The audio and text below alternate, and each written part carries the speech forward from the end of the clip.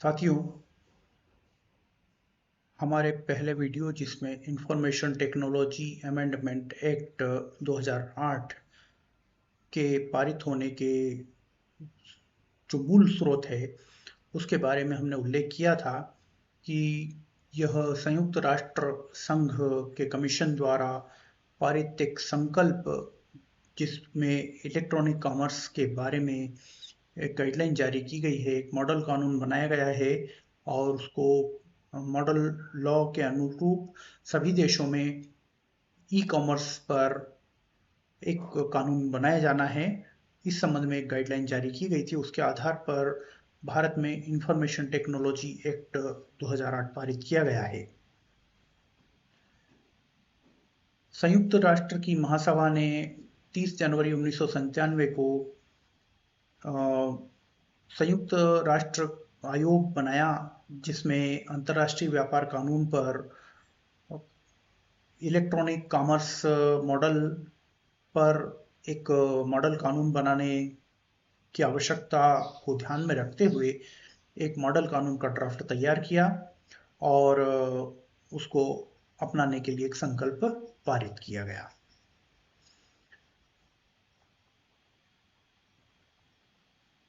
भारत में इस मॉडल कानून के आधार पर इलेक्ट्रॉनिक डाटा इंटरचेंज और इलेक्ट्रॉनिक संचार के अन्य माध्यमों से किए गए लेनदेन को, जिसे आमतौर पर इलेक्ट्रॉनिक कॉमर्स कहा जाता है, जिसमें सूचना के संचार और संग्रहण के पेपर आधारित तरीकों से अतिरिक्त अन्य विकल्पों का उपयोग शामिल किया गया है। इसको कानूनी मान्यता प्रदान करने के लिए एक अधिनियम बनाया गया है जिसको इंफॉर्मेशन टेक्नोलॉजी अमेंडमेंट एक्ट 2008 कहा गया है, सूचना प्रौद्योगिकी संशोधन अधिनियम 2008।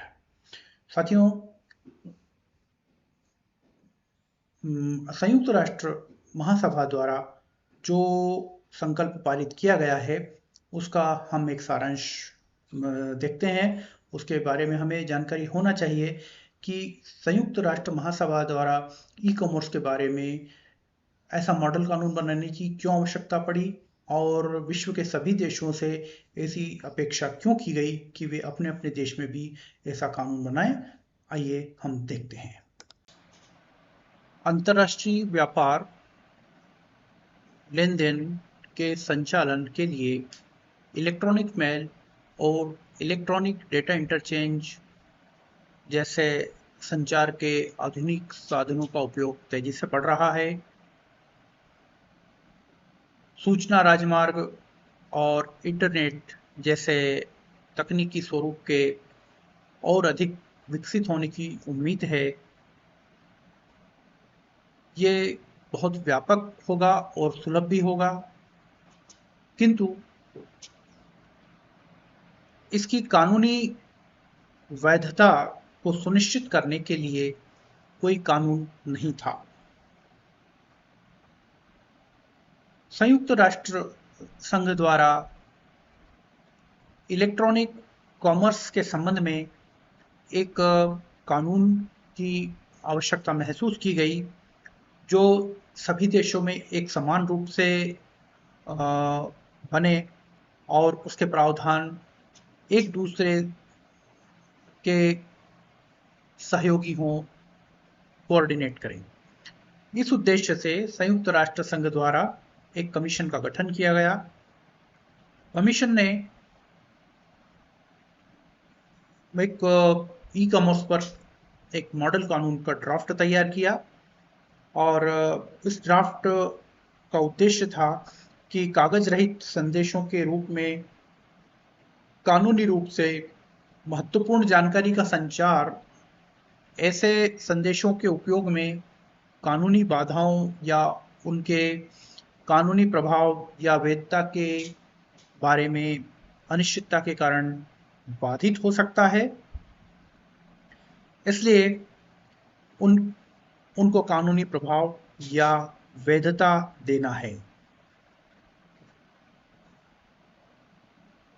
मॉडल कानून का उद्देश्य राष्ट्रीय यानी सभी देशों को, उनकी संसदों को अंतरराष्ट्रीय स्तर पर स्वीकार्य नियमों का एक सेट प्रदान करना है कि कैसे ऐसी कई कानूनी बाधाओं को दूर किया जा सकता है जिसे इलेक्ट्रॉनिक कॉमर्स के रूप में जाना जाता है। उसके लिए एक अधिक सुरक्षित कानूनी वातावरण कैसे बनाया जा सकता है। मॉडल कानून में व्यक्त सिद्धांतों का उद्देश्य इलेक्ट्रॉनिक कॉमर्स के व्यक्तिगत उपयोगकर्ताओं के लिए कुछ संविदात्मक समाधानों का मसौदा तैयार करने में भी उपयोग करना है, जो इलेक्ट्रॉनिक कॉमर्स के उपयोग के बढ़ते हुए उपयोग के लिए कानूनी बाधाओं को दूर करने के लिए आवश्यक हो सकते हैं। इलेक्ट्रॉनिक कॉमर्स पर मॉडल कानून बनाने का निर्णय इस तथ्य के जवाब में लिया गया था कि कई देशों में संचार और सूचना के भंडारण को नियंत्रित करने वाला मौजूद कानून अपर्याप्त या पुराना है, क्योंकि यह इलेक्ट्रॉनिक कॉमर्स के उपयोग पर विचार नहीं करता है। इसलिए संयुक्त राष्ट्र संघ द्वारा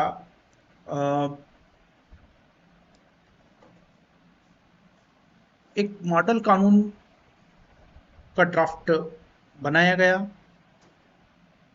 और संयुक्त राष्ट्र संघ को यह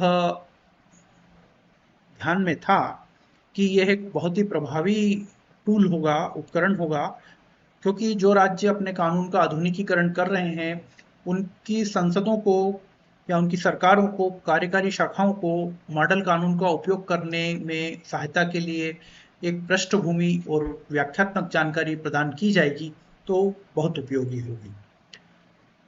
संयुक्त राष्ट्र संघ का आयोग इस संभावना से भी अवगत था कि मॉडल कानून का उपयोग कई देशों में किया जाएगा जिनके पास मॉडल कानून में विचार की गई संचार तकनीकों के प्रकारों की सीमित जानकारी है।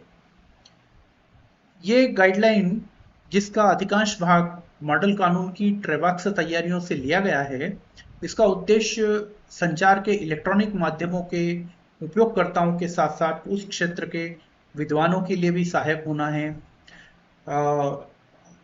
मॉडल कानून की तैयारी में यह माना गया था कि मॉडल कानून के मसौदे के साथ ऐसी मार्गदर्शिका भी होगी।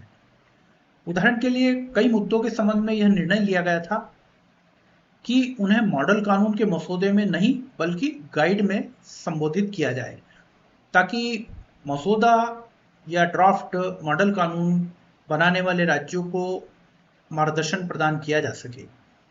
इस गाइड में प्रस्तुत जानकारी का उद्देश्य यह बताना है कि मॉडल कानून के प्रावधानों को मॉडल कानून के उद्देश्यों को प्राप्त करने के लिए डिजाइन किए गए वैधानिक उपकरण की आवश्यक बुनियादी सुविधाओं के रूप में क्यों शामिल किया गया है।